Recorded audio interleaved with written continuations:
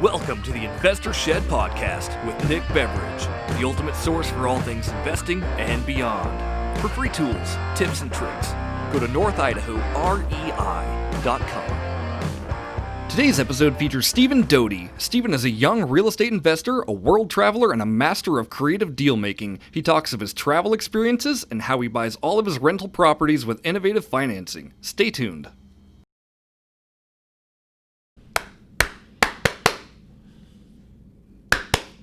We've started? Yeah. Sweet. All right, Stephen Doty, thank you. Thanks for coming here. Yeah, absolutely. Appreciate you coming out.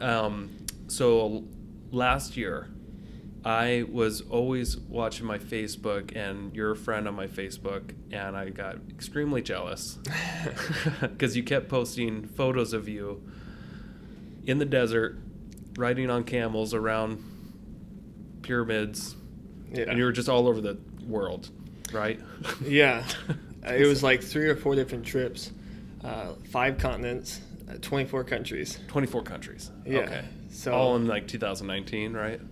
19, a little bit of 18, the end of 18. Oh, okay. I started, in the fall of 18. And you're able to do all that based just off your like rental income, right? Or For the most part, yeah. yeah. So, I did a trip to the Middle East, Egypt, Petra, Jerusalem. I went to Rome, seen the Colosseum, Casablanca. Came home, did another trip through Europe, Germany, France, just all over through Europe, Budapest. Then came home, then did a trip through, so I guess it was 4 trips. And then came back home and then did a trip through Asia. These pants are from New Delhi, India. Oh, nice. The shirt's from on my way to a tango lesson in Argentina. Nice. So all over the place. So prior to that, have you ever kind of gone on a huge trip like that? No, that was my first time overseas, and so I had a goal to see the 7 world wonders in 1 year. It didn't happen, but I seen 5 of them. So it was a good trip. That's incredible. Okay, so how'd you make all that happen? And first, hold on before you say that. What was your favorite country? Oh, favorite country? I don't know. Jerusalem is a great destination. There's so much to see there. And Cairo is a great destination. One of my favorite towns was Pokhara in Nepal. It was somewhat similar to this, but really pretty, like mountains and lakes, and all the Himalayas were in the background. Really pretty, like mountain town. But Pokhara was probably the most relaxing town I was in. But Poker. Did you play poker there? No. Oh, okay. No. What was your most favorite thing to do? Favorite like experience or something? Yeah, your most favorite experience. Rearing up a horse in front of the pyramids. Okay. Yeah, I seen somebody else had a picture of them like rearing up a horse, and I was. So that wasn't photoshopped. No. I remember seeing that photo, and I'm just like, that looks photoshopped. No, I seen somebody had that, and I was like, I am doing this. So the next morning, I went out in the street. I'm like showing people the picture. I'm like, who has a horse? Within like 5 minutes, somebody's like, we got a horse. Come this way. Oh, so that's awesome. Yeah, it was fun. Okay, so you grew up in North Idaho mostly, or Washington, right? Yeah. Well, we came over here to Idaho like in 2002 or something like that. Yeah, and your brother describes it as you guys are like refugees from the state of refugees, Washington. something like that. It's hilarious the way you told that. You don't have to tell that story, but my dad got in a fight with the state of Washington for allowing me and my other brother to work in the family business. Washington is a terrible place to try to run a business. Which is funny because, my dad, I worked with him in his business laying tile when I was... In Washington? No, here in Idaho. Yeah. But I was probably 9, 10, 11, all the way up to maybe 14 before I got a job at KFC. Yeah. Washington, if you allow, suffer, or permit a minor to exert strength or faculties to do or perform something, you have then employed them. And Washington's 2 examples are retrieving the mail and bringing in the mail and retrieving a hammer. And if you allow, suffer, or even permit a minor to do that, bring in the mail, you've employed them. And so, it's messed up. Yeah. And your dad, so your family business is moving houses, right? Yeah. So, my dad's moved houses since before I was. So I grew up doing that with him. Nice. And he continued that business in Idaho? Yep. So that's still his main gig for the last Great. about 30 years. When did you buy your first property or put together your first rental? I know you do things extremely creatively, but we'd love to hear about your. When did you first get the idea, and what did your first deal look like? So it was in 2015. So I was like 23. I'm Okay. 28 now. I got a great deal, a great opportunity on 10 acres with a mobile home on it. And most of my projects have been like really creatively financed and stuff. But that was that I purchased it with a lifelong lease of the property that the person could live there for the rest of their life. So Oh, wow. Yeah, so it really so I got a discount with Was it like seller financing or yeah, I got that seller financing Okay. with a lifelong lease lifelong lease? for that tenant mobile home that on, was the, the on the owner? property. Mhm. So it was a tenant that was the owner. Yeah, Was the so owner. the owner became the tenant. Okay. Yeah. And what did you end up doing to that property? Did you just leave it alone, or did you do something to it? Yeah, so it was 10 acres. I moved another mobile home onto the back and set that up as a rental. Okay. Yeah, so, and then... Good thing you had experience moving houses. Yeah, Right? so I'm sure that helped. Exactly. And that was part of... well, actually, this was my second property now that I think about it. But yeah, so once... I guess I kind of got interested in real estate when I was about 23 years old. After I always knew I wanted to own my own place, but I wasn't exactly sure what I wanted to do for work. Yeah. And so when I found creative ways to buy a piece of property and like own my own place and have a place to work on, it was like awesome. And then I was like, well, this could be a job too. This can be a source of income and stuff. And my older brother had like tried planting the seed of creating passive income. Yeah. And so he told me, he was like, set a goal to make passive income. And that, when I was like 21, 22, 23, I was like, passive income, like it was kind of a foreign concept to me. Yeah. So I remember when I was like 21 to 22, I was like, well, it'd be nice to try to achieve that goal, but I have no idea what that would look like. I mean, I had no assets, no money, wasn't really working a great job.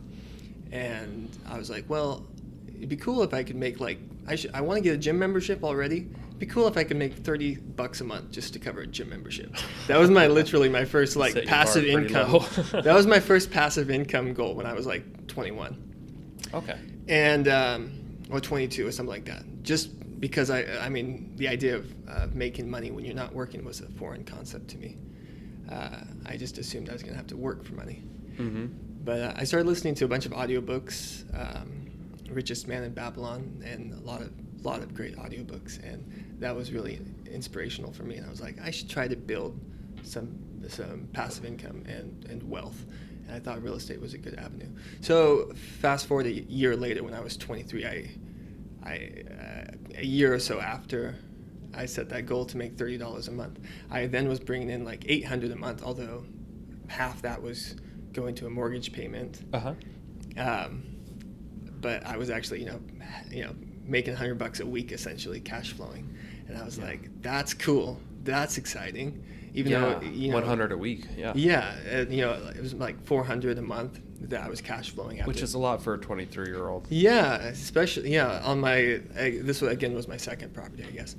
Mm-hmm. But I was like, I think real estate's a good avenue. I want to, because I can figure this stuff out. So what did that deal look like? I mean, you said you got it seller financing, and then you were able to lease back for the lifetime of this tenant, this property. But so did you have to come up with? Did they just need some cash down that you were able to come up with, or like what do the numbers look like, if you don't mind sharing? So it was more.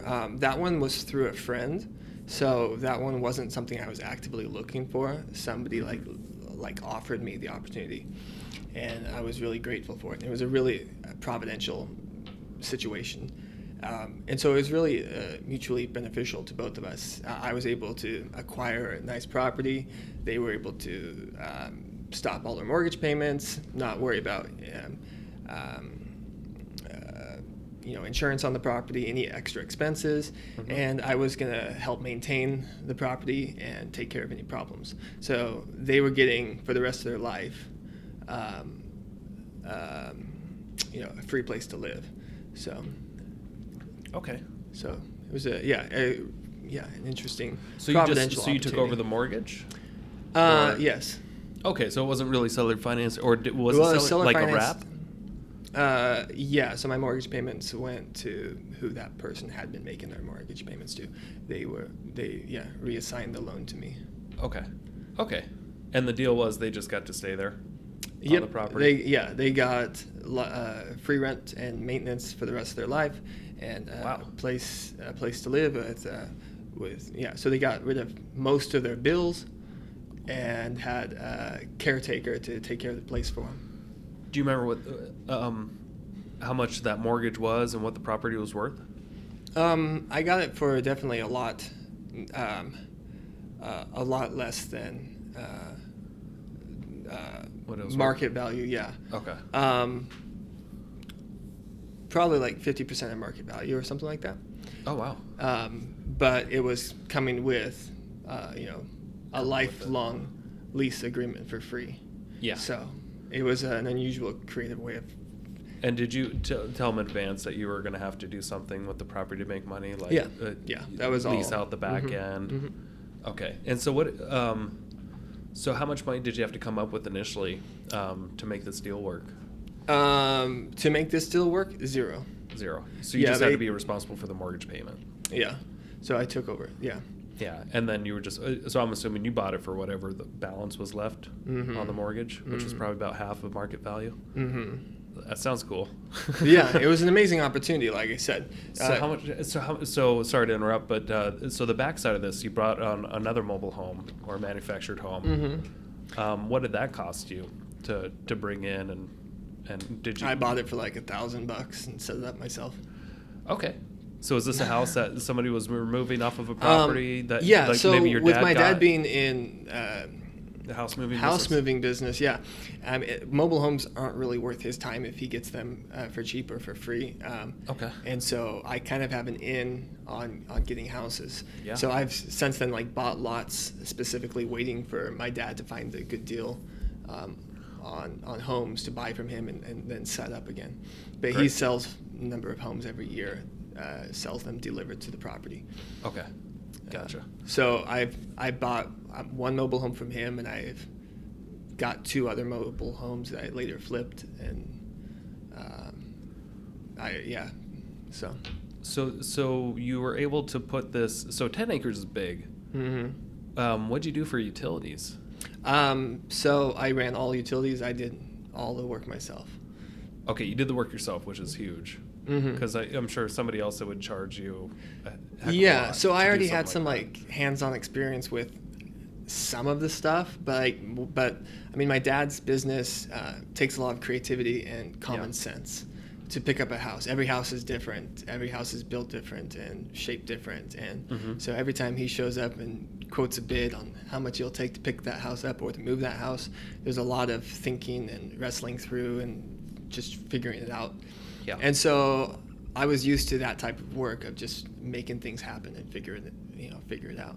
So a lot of the stuff just didn't scare me. I was just like, well, okay, I'll figure out how to run power.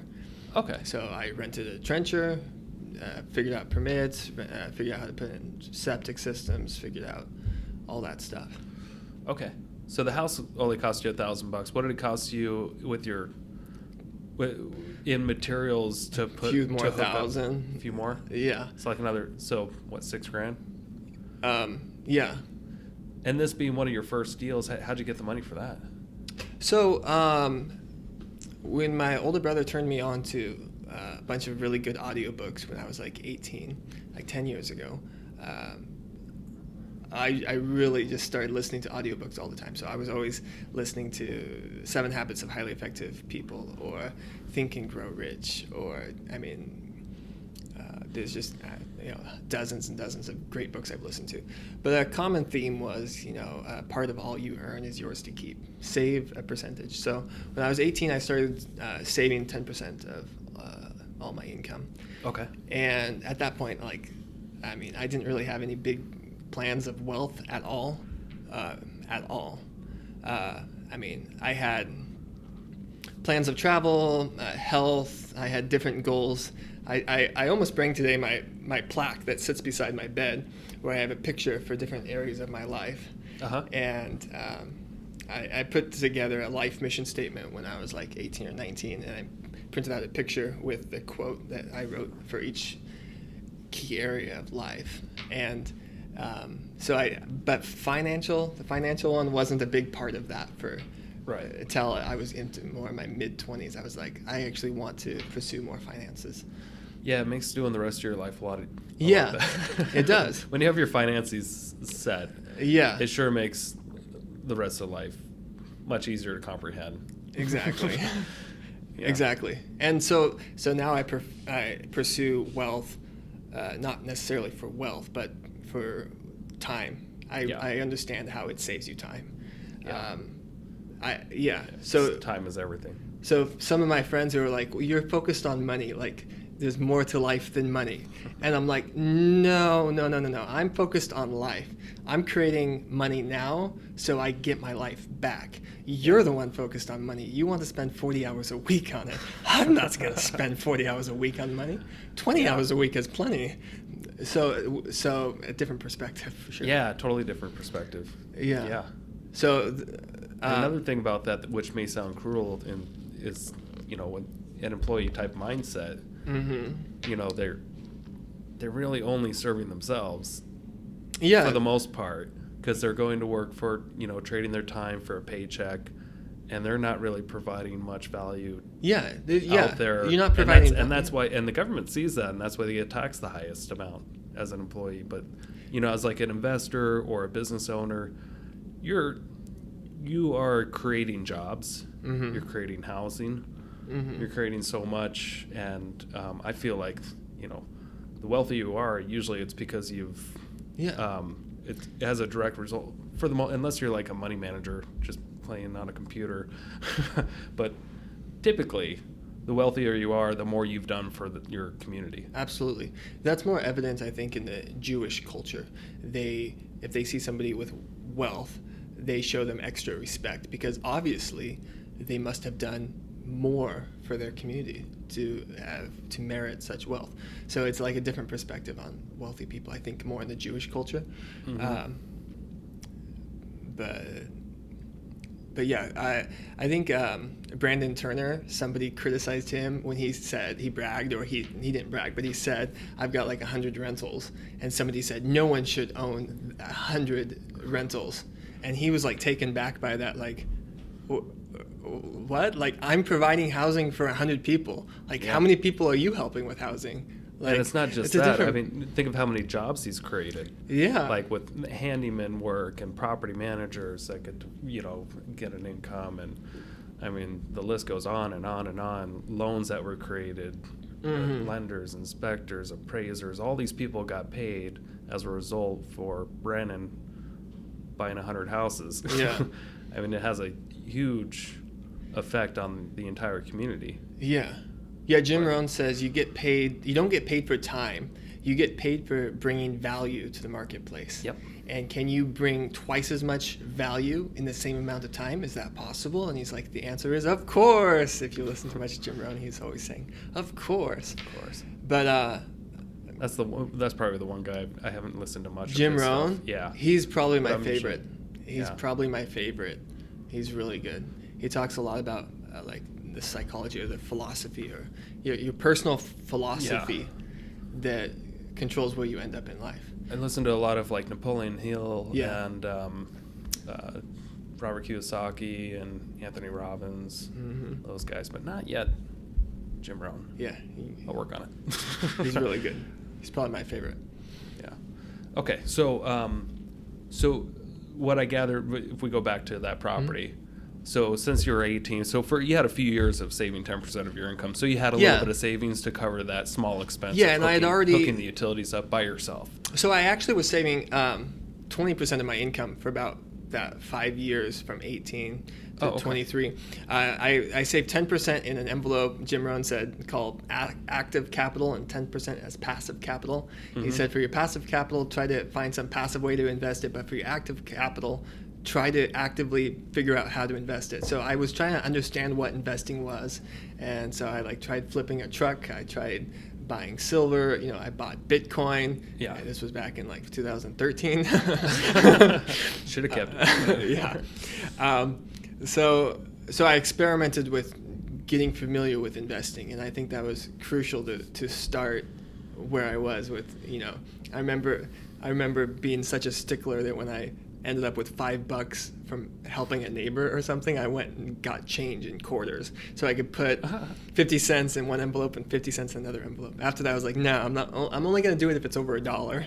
But I was a stickler from 18 to 23, 24. That sounds so much like I was when I was from 19 to 25, somewhere in there. Anything that I deposited into my accounts, I had 7 other accounts lined up, and I would transfer, and each one had a percentage of what it would go to. And I've had a 6-month savings account. I had an investing account, save up for taxes. I had a fun account, a donation account, an account to pay back my mom. She lent me money a long time ago. I had all these different accounts that I would so every dollar that went in, I think I only wound up with 20 cents. Or whatever that just went into, I called it a service porter, and it went to pay bills or whatever for random expenses throughout the day. So you were living off 20%? Yeah, about 20% of whatever Wow. I made. And other things just went into all kinds of different things that I had to save for. And it was just easier for me to track in my head. I always thought, if you just have one bucket that you throw all your money in, you don't really know how much money you have. You don't really know how much money you have for all your different expenses or savings, and that's just the way it was easier for me to comprehend in my mind. Oh, I've got $500 that I can give away this year. Or I'm okay, I've got $6,000, which at the time, this would last me almost 6 months. Yeah, that would last me half a month now. But yeah, it was just easier for me to separate every dollar that came in, and I would just break it down in percentages and just transfer into each account, and I would live on about 20%. Yeah, that's really helpful to know where your money is going and to see it like that. Another thing that was really helpful for me was to think about money as far as net worth, not how much I make. That was just a good paradigm shift. Instead of to track how much money am I earning this month or this year, but how much is my net worth growing this month or this year. And that's a way better way of tracking your income or whatever. Too. What do you do that with? Do you do that on your own, or do you use a website to track your net worth? Just some simple spreadsheet. Okay. Yeah, but yeah, I was doing that for different years. I was doing that on a weekly basis.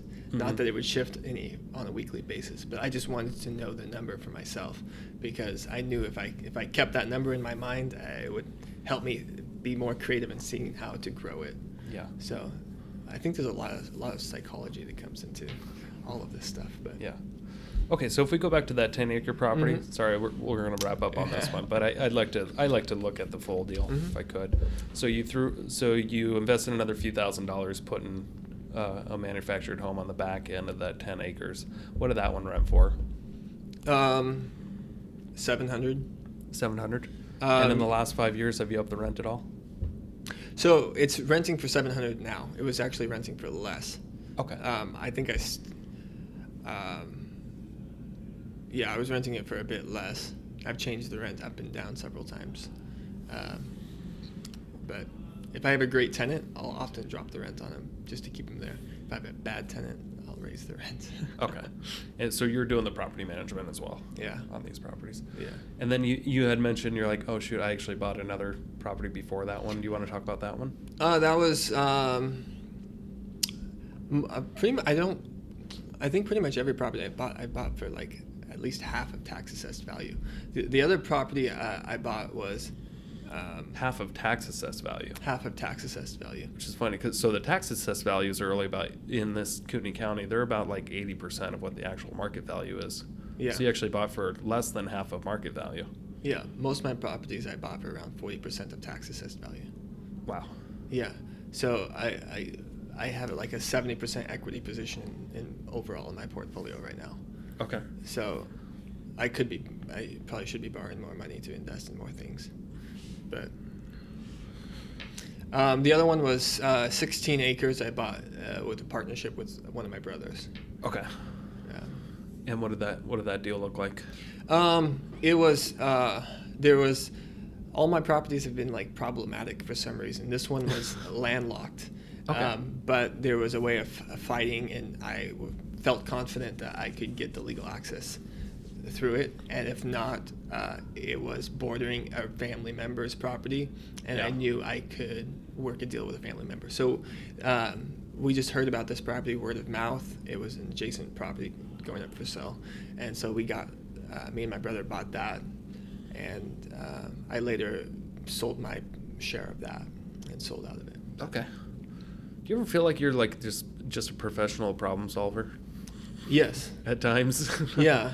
That's what it takes to, creatively put together real estate deals. Yeah, it's just a bunch of looking through tons of properties and thinking how you could do something creative and figure out a way to make money somehow. Yeah. So this was so you started about 5 years ago, and how many pieces of property do you have now that you rent, or rental units, I guess you could say? I have 9 properties, 9 lots. Uh-huh. But a number of them are in like the same locations, or I bought like a group of lots together. But 9 properties, and like 14 different things I'm renting. Okay. So, but most of those, there's a tiny house, there's RV spots, there's mobile homes, roommate. There's like a little bit of everything in that. Gotcha. And how much cash flow do you have kicking out to yourself every month? I just added it up yesterday. I think it's around $3,500. About $3,500 of cash flow. Yeah. Man, that's a great job. Yeah. That's like job income wise. Plus you have and you just did all this just within the last 5 years. Yeah. Wow. So yeah, $3,500. So if you didn't do anything else, do you think that rental income would keep coming in, or are there any major improvements you have to make? I've got actually 2 different people. Part of their rent is managing or taking care of. Like I built an RV park last year, mm-hmm. and I have one person living on site managing that, and then I'm paying somebody else to manage all the invoicing and take care of all the bill collecting and stuff. But pretty much everyone pays. So. Do you have any regular conventional mortgages on anything? Nope. I've done seller financing or found creative financing for everything. So I haven't got money from a bank. So that's amazing. So starting, in my early 20s without any real job history worth talking about. I did have some decent jobs, but they were short term, or they were under the table, or they were seasonal, or different things. I worked moving houses. I worked repairing the melters at Kaiser Aluminum with a company, American Furnace Maintenance. So I was the foreman on a crew that went and repaired furnaces, but that's when they break. So it wasn't a full-time gig. Paid really well, but wasn't full-time. I spent one summer traveling around the U.S. Setting up fire camps for firefighters. So oh wow, did a bunch of different stuff. So not enough to let a bank feel comfortable loaning me a lot of money. So I didn't even try. I just was like, there's other ways of getting money. Yeah, when you're self-employed, it's so hard to get it. Even if you were making great money and reporting everything, it's just so hard for a self-employed person to. Well, also because most all the money I was making was in forced appreciation in equity. Mm-hmm. So I felt like that was how I was making money, So I wasn't actually collecting. Most of the money I was going right back into it. Yeah. So if I make 80, 100 grand that year in equity, I didn't actually earn anything. I didn't sell anything. Yeah. So my income was what, 10 grand, 5 grand, but I make 100 grand of equity. So that's a good trade-off. So I like Robert Kiyosaki says, the rich work for assets instead of for money. Yeah. And that was my perspective. I'm trying to grow my net worth in assets, and I could care less how much money, as long as I'm bringing enough to live off of. Yeah. Bringing in the cash flow. Yeah. So what are you working on now? You're working on a project out on Twin Lakes. Yeah. So yeah, I got 4 properties. Obviously, you represented me on that transaction. But yeah, I bought 4 lots on the backside of Twin Lakes, and so I'm building tiny homes, and I'm gonna probably flip the first 1 or 2, and then. Did you mention they're boat access? Only? Boat access only lots. Yeah. So you got an amazing deal. Yeah. On 4 lots, yeah, I was really impressed when I was out there the other week, and I saw how much you did just in 3 weeks. Good. I haven't been out there since almost. It's been raining every day, so. Yeah, we've had tough weather. Yeah. But yeah, so what's your plans with these lots? So I'll probably end up selling the first one, possibly the second one. I'm kind of playing it by ear, so it's. And you're building tiny dry cabins, or? Yeah, yeah, we'll see. So the first one's just going to be a dry cabin. I mean, I might have a composting toilet or an outhouse or something, but yeah. Yeah. And you're still able to be extremely creative. Like, you got this dock out there that looks fine, works great. You paid $500 for it. You got a used dock somewhere and brought it over. Yeah. So half of my work is scrolling through Craigslist, looking for deals on property or looking for deals on docks, or networking with friends, trying to see where I can borrow a little bit of money. Or because I think most people would have paid 10 times that amount or more for what you did, especially since it was, you have to build it on the other side of the lake. So that was really cool. Yeah, I do a lot of the work myself, so but it's way more satisfying. Like, I used to, in some ways, not really like work when it was for like covering my needs and working for somebody else on their project. Yeah. Work is way more rewarding when you're building yourself a cabin on the lake, or it's pretty satisfying. Yeah, it's way more satisfying. I can attest to that. Yeah. So, yeah. So going back to the trips that you took around the world, do you mind sharing how much did it cost you, money-wise, to do that much traveling in a year? Probably a lot less than people think. I'm a pretty frugal person. Yeah, I know you worked out some weird deal with the airlines, right? Or some company. I had some deal that helped me get cheaper tickets. But I don't actually know how much it cost. Ballpark. Ballpark. I know once you're over in another country, you can live a lot cheaper than you would think, especially if you stay in hostels and travel by bus. You can probably live on like $50 a day in another country, on another continent, traveling from country to country, covering like, especially if you're like in India, you can live on like $5 a day. But if you're in India, but Europe, it's a little different, more like $80 a day. Do you have to like constantly convert your currency wherever you went? Yeah. Is that a pain? A little bit. Yeah, there's some funny stories with that. But trying to get into Nepal, apparently, if you're trying to cross the border into Nepal, you have to have U.S. currency, and I didn't realize that. I had Indian currency and Nepali currency, and which are the two countries right there. I'm crossing from India into Nepal, but the only way you can cross is if you pay at the border with U.S. currency. Wow. So, but yeah, and I had just spent my U.S. currency the night before to get Nepali currency, so I'd be fine to cross the border. They're like, no, we only accept U.S. currency. It was funny, the person ahead of me in line was paying, it was like $50 for a visa, and he was some Oriental person paying in U.S. currency, and he had 50 $1 bills.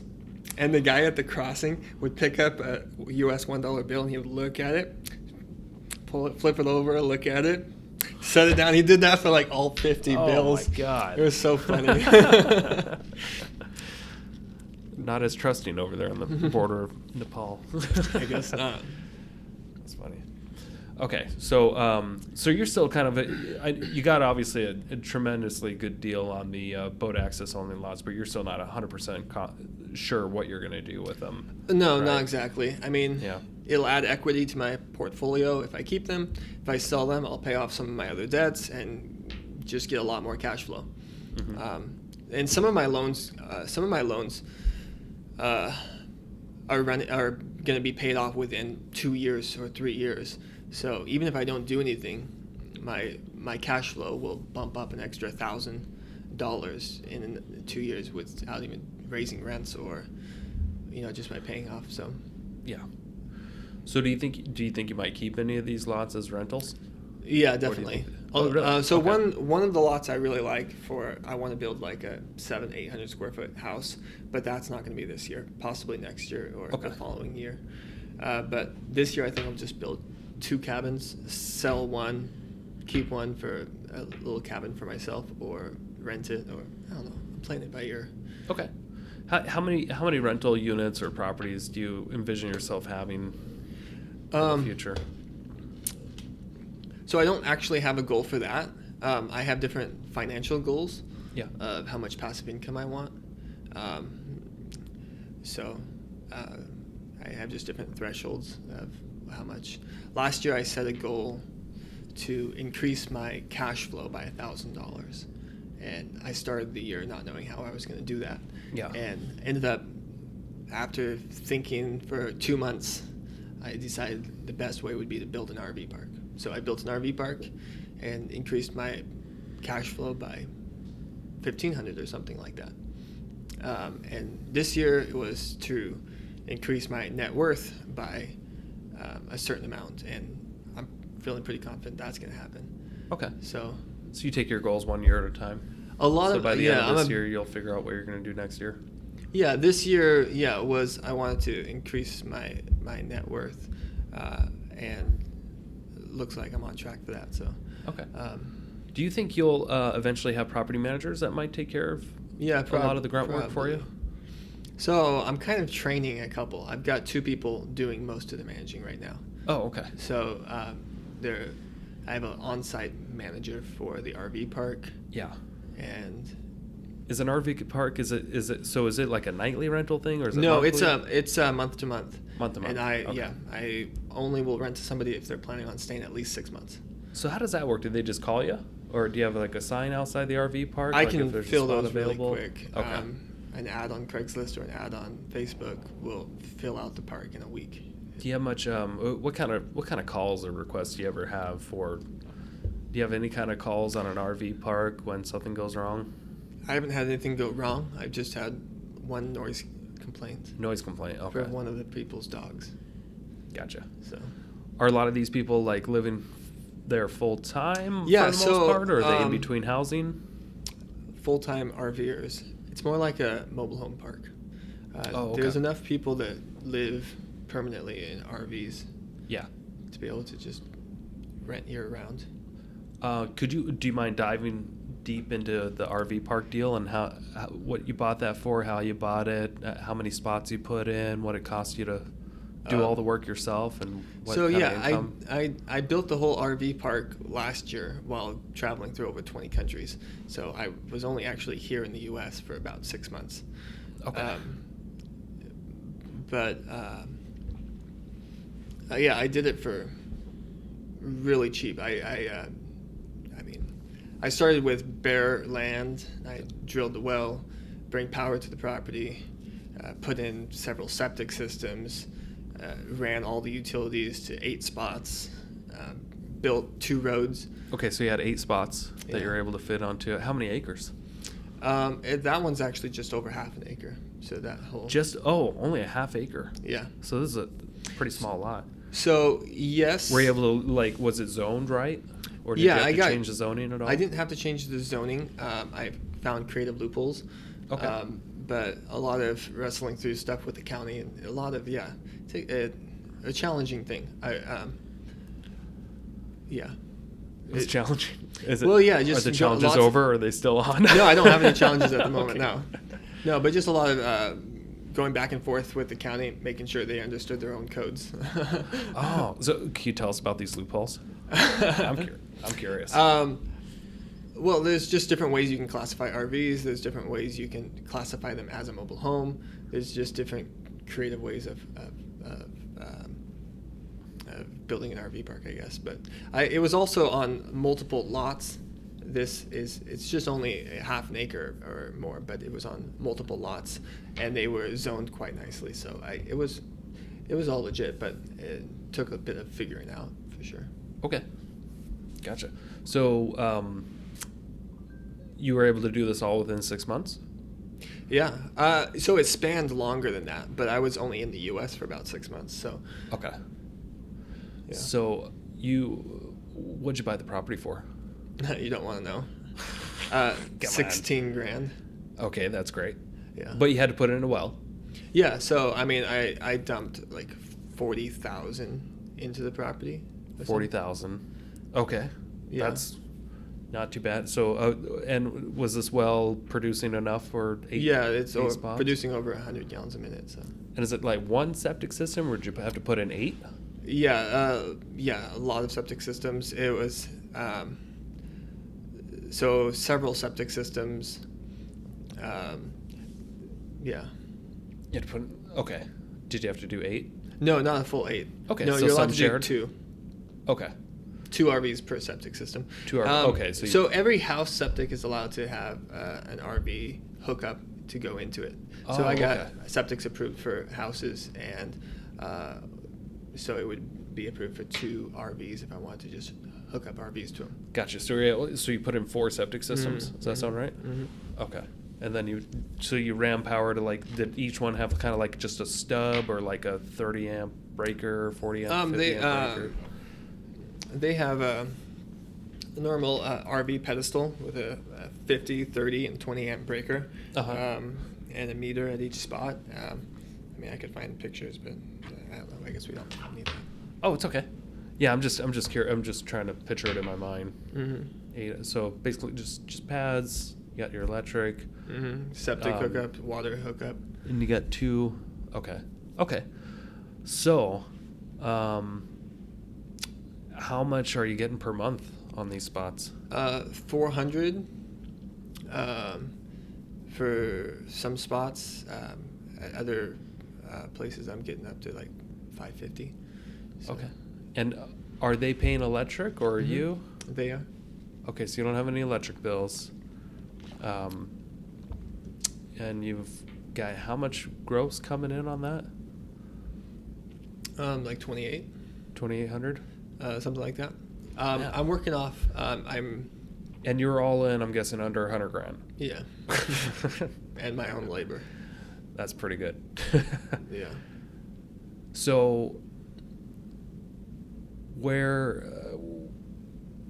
do you find land like that? Like, how'd you find that? Well, was it on the market, or yeah, did you most call of my someone? property. Well, half of them I've got off the MLS, and half I found through word of mouth or a friend or something like that. But stuff that sits on the market for a year, people get desperate to sell and make a bunch of lowball offers, and $16,000. Yeah.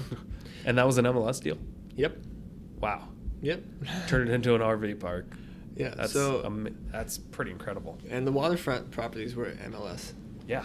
And they were marketed pretty poorly, and Yeah.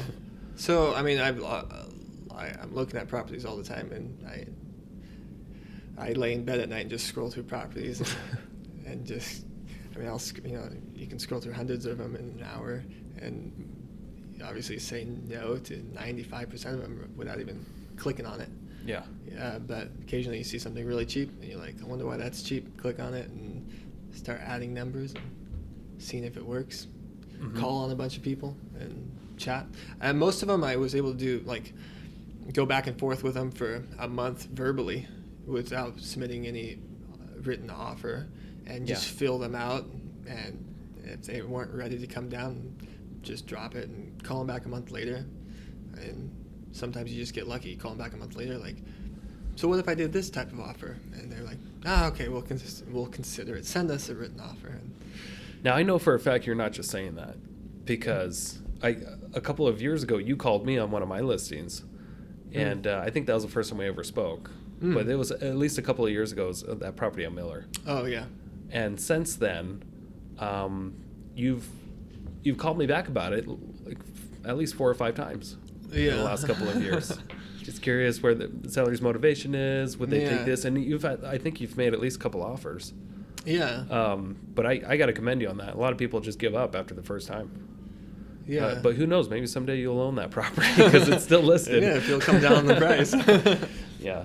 Stubborn sellers, that's okay. You can't get them all, but you can when you follow up like that. So yeah, I'm trying not to be too desperate to make a sell happen, and I try to always have a couple other sells that I'm looking at the same time, so I don't feel too clingy. So I don't mind walking away from most everything. So yeah, I can't get emotionally attached. Yeah, but I also have to acknowledge that I've been investing in real estate for the last 5 years in an upward trend in the markets where, so I've got a lot of appreciation in my properties just because of the market. So that's helped a lot. Yeah. But I was looking at through my phone yesterday. I seen 10 acres I was making offers on, and their listing price was $25,000, and this was up by Spirit Lake, like just 4 or 5 years ago. I'm like, I should have bought that. Their asking price was $25,000. Who knows what I was offering them, but nice. But so, what kind of advice would you give to a young guy? Let's say he's 18, 19, just graduated high school. He's considering going to college for, majoring in gender studies. I don't know, but he's not really sure what he wants to do with his life. But he keeps listening to these real estate podcasts and wants to eventually do something, but just doesn't know how to get started. What kind of advice would you give to somebody who's very young, but what would be their very first action step that you would recommend to them? Well, if they're already listening to podcasts and stuff, that's a huge part of it. They just have to work on changing your mindset and assuming it's possible. If you actually believe it's possible, you can figure it out and make it happen. But just start analyzing some property. Like every night, analyze one property. Just start adding up numbers. If you could buy it for this price, get a mortgage calculator and just put in how much you can afford, or whatever, and just figure it out. Numbers. And if you can afford $300 a month, if you can afford $1,000 a month, find out how much you can afford, how much you could make an offer on the property, whether or not it would pay off, and just start thinking through all the numbers. And it's going to take you 6 months or a long time to start understanding the numbers before you feel comfortable making a deal, but just start looking at them. Yeah, and if I can help out and add to that with that, like so you'd basically recommend just start analyzing deals. Analyzing it, yeah. If you have no idea how to analyze a deal or where to even start with that, just go to our website and download the free spreadsheet. It's northidahorei.com. Click on tools, and we have 4 spreadsheets that you can download. Click on the rental one if it's a rental property, and that way you don't miss anything. You definitely want to get it. That way you know what to analyze. It'll tell you what numbers to plug in, and you'll see if it works. Just if I can give that kind of advice. Yeah, really good. And you definitely want to have somebody to bounce ideas off of, and so it'd be nice if you could find somebody like yourself or somebody to talk to and run a deal past. But you have to kind of start understanding your market, and you feel free to throw fake ads on Craigslist and see what you could rent something for if you don't know your market. I did that before I built the RV park. I was running fake ads for RV spots, find out what I could get from. If I get my phone slammed, I was like, okay, that looks lucrative. So that's good advice. Okay. Anything else you throw in there? Well, getting a mentor would be great.